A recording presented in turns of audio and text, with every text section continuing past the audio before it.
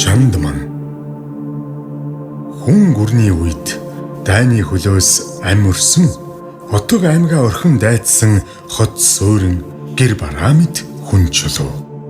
Дөрвөлжин, дугуй, гурвалжин, өндөр нам булш, бунхан хэрэг сүрүүд айс сайхалтын зайтай олноор орших сэлүүн хангайд аянга буу. Тэр лагшинд тэнгэрээс нүргэлэн хүнгнэх их чимээ, нүд ороолгом хурц гэрлээс айн мэгцэн бяцхан хүүгийн нулимс шиг аадар бороо асгарн зүтгов. Аадрын тусал тэр хаваар таран суурьсан хүннүүчүүдийн эзэмгүй өргөөд дээр цоолох мэт ширүүн орох хэдийч нэвчиж дийлгүүгээ ухаарсан юм шиг эргэн тойрны өв сургамл руу үсчин урсаж хонхор урууг бараадан нэгдэн хойлрон өрсөв. Төд удалгүй тамир тэнхэн муудсан настан буурлын алхаа шиг ойв тойвхон болж ядраад амсгийх мэт борооцгосон. Удалгүй тэнгэрийн хаяа улааран гэгээ татуусаар нар тэнгэр газар хоёрыг тэнцүү хуваан таллах мөчөд шөнийн бороонд үүрээ эвдүүлэхээр сандралдах шоргоолч шиг твцсэн зүүн хідэн адуу үүрсэн байх ажээ. Энэ хүндий бол Сайн Ноён хан аймгийн Жонон Бээлийн хошууны нутагт далан үүлжөөтэй далангийн нуруу гих нөөлөгт сайхан уул байх бөгөөд тэрхүү хайрхны ар өврөөр хүрэн бэлчирч чуулахаар давхилдсан хаад ноёд баатар жанждуудын мордийн туурай мөрч үлдсэн байж мэдхээр тийм л онгон дагшин. Нутгийн иргэдэн байгаль ихэ дахин шүдэх хайрлан хамгаалах үзлээ гээгээгүй тийм л ардтай агуу түүхтэй газар юм. Газар тэнгэрийн тулаанд үүмэлтсэн өвс ургамал, аргал хоргол, шороо чулууд байр байраа олж зогссон амьрлах үед талд зогсох адууч тэдгээр зүйлсийн нэг хэсэг мэт намгүн болох нь сөнхөн. Талд үүсэх 30 гаруй адуунууд дотроос ганцаараа босоогоороо зүрмэлж байсан шар хээргүү гинт зочин алсын барааг аниртав. Дунд шивээ, үзүүр шивээгийн дундуур наашаа чихтэй өсвөр насны хүү шуранхай хадаан наашилж буй чимээг сонсон. Цааш ахиулан харваас тэр хүүгийн аав нь бололтой том хүн архан талд нь нааш чиглэжээ. Тэр хүүгийн цангинсан хоолой нааш дөхөх тусам чангарч, чангарах тусам адуунууд нэг хоёроороо сэрсээр боссоор аниргүй талыг унгалдах турглах чимээгээр хөгжмөндөн сэрэв. Дуу дууланга адууга алсуурхан нар зүв орон хураах хүүгийн нүд нэг зүйлд санаа зовсон мэт үргэлж хараага хоёр тийш нь ээлжлэн хадруулах нь ямар нэгэн зүйлийг ирж хайхажээ. Хамгийн түрүүнд хүүгийн эрхийг чимээсэн шар хээргүүний унга нь босох гэж хэдий зүтгэвч ямар нэг эдэрхтэн гимтсэн бололтой тентэр тунтар унаж боссон өндөлцөн. Хүүгийн нүд хайсан зүйлэн олж шар хээргүүний саарл унган дээр чавтан очлоо. Эдгэрчих болов уу гэж найдаж байсан хөлн бүр мөсөн хуугарч өвдөгний хэсгээ ясан цоолон гарч ирээд шилб туурайн санжиж улаан нилэг болсон байв.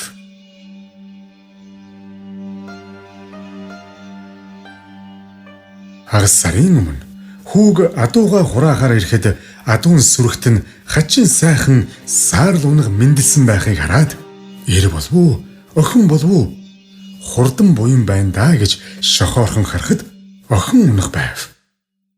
Гэвч гიშгэгдэл нь нэг л биш. Цөмсөргнөөд дутуу гიშгэлээд нэг хөлөө газарт тавихгүй байгааг ажин зөөлөн гэлдрүүлсээр бүрдэн голдоо ирсэн гэлээ. Айс сайхалтын залуус барьж авч оншлоод адуу өшгөлсөн үү, гიშгсэн үү? Өвдгөөрөө мултарчгаж гэж үзээд буцааж хэвдэн оруулна гэж хэсэг татаж гулдарсан юм. Гэвч сайхан саарл унга нь өдрөөс өдөрт доголох нь ихсэж Сүүлдээ адуу гааж гүйцгээ байх маягтай болсон байсан үе юм. Жаал хүүгийн итгэл санжсан хөлтөнд хамт хугаран санжив. Алаг нүднийх нь ансаг ундрах сайтай булаг мэд дүүрэн мэлмэрв. Энэ нөхцөл байдлыг урдчлан тооцсон бололтой жаал хүүгийн аав болох 40 гаруй насны биер хүү цэг сайхан нуруутай үс нь наснаасаа эрт бууралдсан гэмээр хөрслөх сайхан хүн морин алхуусаар тайвнаар адуун дээр ирв. Нихөө адууга туугаарай. Явцгаая. Хөдөлцгөө. Хай, хөөй гэсээр адууга гэрийн зүг эргүүлв. Хүү. Саарл гэдэл хоолой гарсангүй. Юу тач чүү гэж мориндоо ташуур өгч адууга туухаар ухасгээв. Хөөрхий Саарл унаг 3 хөл дээр эн догонцож хөлөө санжуулан хэсэг явв. Харахад нүд хальтрам тэр зурглал харахын нөхцөлгүй хэцүү. Төрсөн цагаасаа л 3 хөл дээрээ тэнцэж гიშгэх бүртэл газарт чандман 3 туурайгаар гიშгэлж ямар нэгэн мартагдсан түүхийн улбааг сануулах мэт уйтай байдагсан. Төд удалгүй өвчнөдөө шаналн өвдөн бачимдсан биз. Саарл унаг минь унаад босох гэж зүтгээд тун хүнд нөхцөл байдал үүсв. Аавын царай хүрэнтэж бараасан байдалтайгаар миний хүү адууга ширүүхэн туугаад яваадах. Эргэж харалгүй ширүүхэн туугаарай гэж хашгираад аав нараас нь утахгүй очноо гэв.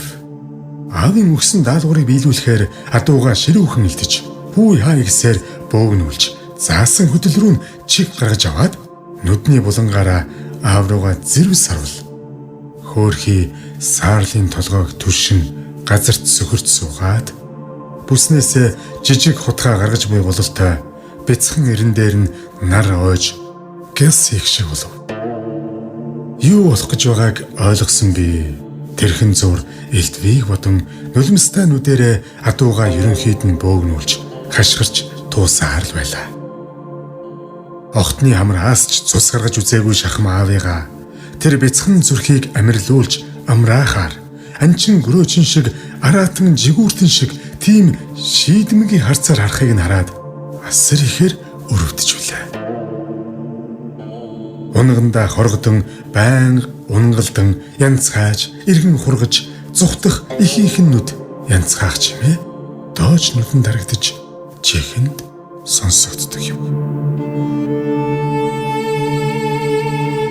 Шар хэргүү минь хэдэн өдөр ассыг аниртан ажиглаж үрээ тэнгэрийн замд цойлохт нь сэтгэл зовнин алан нүдэндээ нулимстай зогссон юм. Саамшиж чинэрсэн хөхн сүүгээ итүүгэн ихтэй цацал болгон өгч хожмын ам бүхнийг магад өрөөж байх шиг. Сайхан аавын минь харц хэдэн өдөр адууны ташаанаас дээгүүр харахгүй гэмээ намжлан хожмын үрсийнхээ төлөө бясалгаж байх шиг дуу шүү муутайхан байсан юм.